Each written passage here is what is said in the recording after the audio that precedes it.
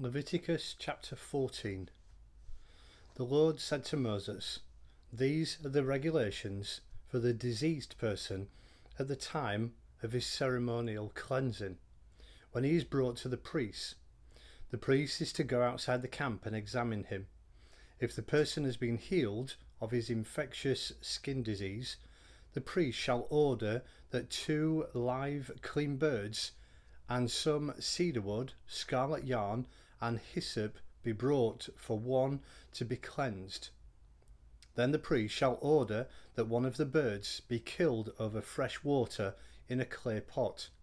He is to then take the live bird and dip it, together with the cedar wood, the scarlet yarn, and the hyssop, into the blood of the bird that was killed over the fresh water. 7 times he shall sprinkle the one to be cleansed of the infectious disease and pronounce him clean. Then he is to release the live bird in the open field. The person to be cleansed must wash his clothes, shave off all his hair, and bathe with water. Then he will be ceremonially clean. After this he may come into the camp, but he must stay outside his tent for 7 days.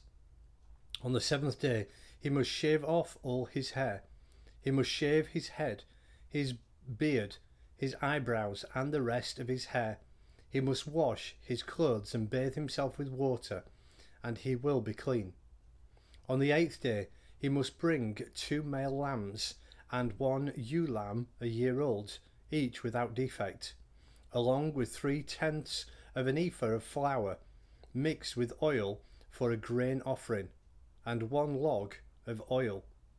The priest who pronounces him clean shall present both the one to be cleansed and his offering before the Lord at the entrance to the tent of meeting. Then the priest is to take 1 of the male lambs and offer it as a guilt offering, along with the log of oil. He shall wave them before the Lord as a wave offering. He is to slaughter the lamb in the holy place where the sin offering and the burnt offerings are slaughtered. Like the sin offering, the guilt offering belongs to the priest. It is most holy. The priest is to take some of the blood of the guilt offering and put it on the lobe of the right ear of the one to be cleansed, on the thumb of his right hand, and on the big toe of his right foot. The priest shall then take some of the log of oil, pour it in the palm of his own left hand, dip his right forefinger into the oil in his palm, and with his finger sprinkle some of it before the Lord 7 times. The priest is to put some of the oil remaining in his palm on the lobe of his right ear of the one to be cleansed, on the thumb of his right hand, and on the big toe of his right foot, on top of the blood of the guilt offering. The rest of the oil in his palm the priest shall put on the head of the one to be cleansed and make atonement for him before the Lord. Then the priest is to sacrifice the sin offering and make atonement for the one to be cleansed for his uncleanness. After that the priest shall slaughter the burnt offering and offer it on the altar, together with the grain offering, and make atonement for him, and he will be clean.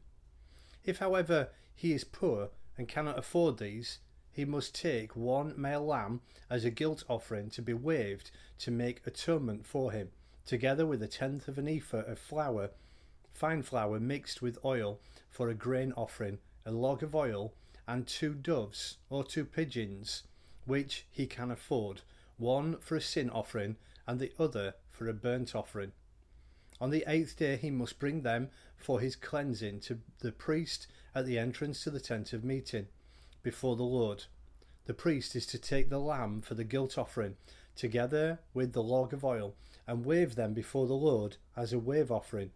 He shall slaughter the lamb for the guilt offering, and take some of its blood, and put it on the lobe of the right ear of the one to be cleansed, on the thumb of his right hand, and on the big toe of his right foot. The priest is to pour some of the oil into the palm of his own left hand, and with his right forefinger sprinkle some of the oil from his palm 7 times before the Lord. Some of the oil in his palm he is to put on the same places he put the blood of the guilt offering, on the lobe of the right ear, on the right ear of the one to be cleansed, on the thumb of his right hand, on the big toe of his right foot. The rest of the oil in his palm the priest shall put on the head of the one to be cleansed, to make atonement for him before the Lord. Then he shall sacrifice the doves or the young pigeons, which the person can afford, one as a sin offering and the other as a burnt offering, together with the grain offering. In this way the priest will make atonement before the Lord on behalf of the one to be cleansed. These are the regulations for anyone who has an infectious skin disease and who cannot afford the regular offerings for his cleansing.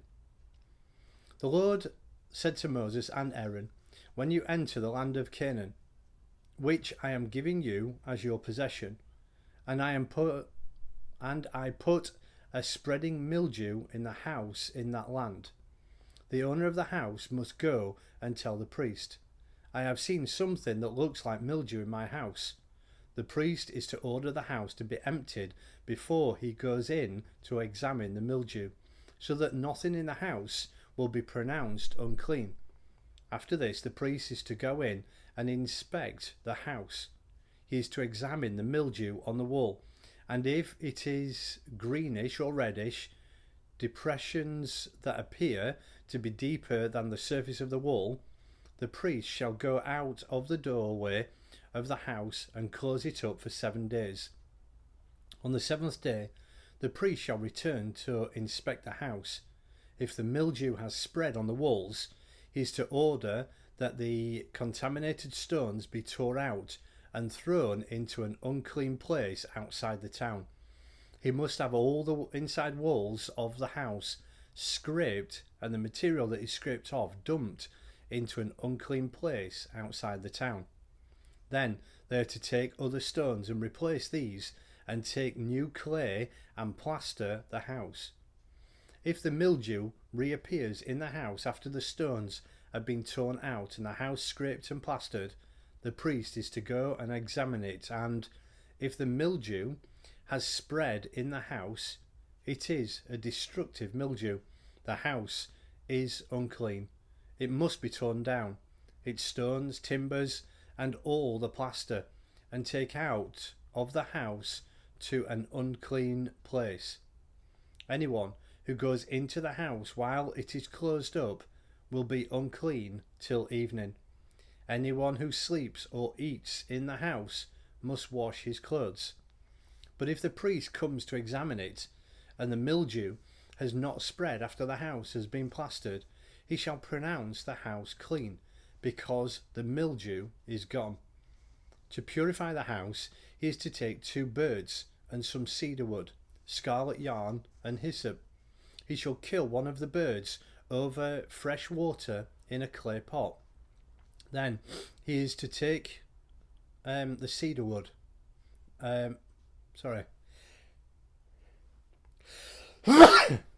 Excuse me. Then he is to take the cedar wood, the hyssop, the scarlet yarn, and the live bird, dip them into the blood of the dead bird and the fresh water, and sprinkle the house 7 times. He shall purify the house with the bird's blood, the fresh water, the live bird, the cedar wood, the hyssop, and the scarlet yarn. Then he is to release the live bird in the open fields outside the town. In this way he will make atonement for the house, and it will be clean. These are the regulations for any infectious skin disease, for an itch, for mildew in clothing or in a house, and for a swelling, a rash, or a bright spot, to determine when something is clean or unclean. These are the regulations for infectious skin disease and mildew.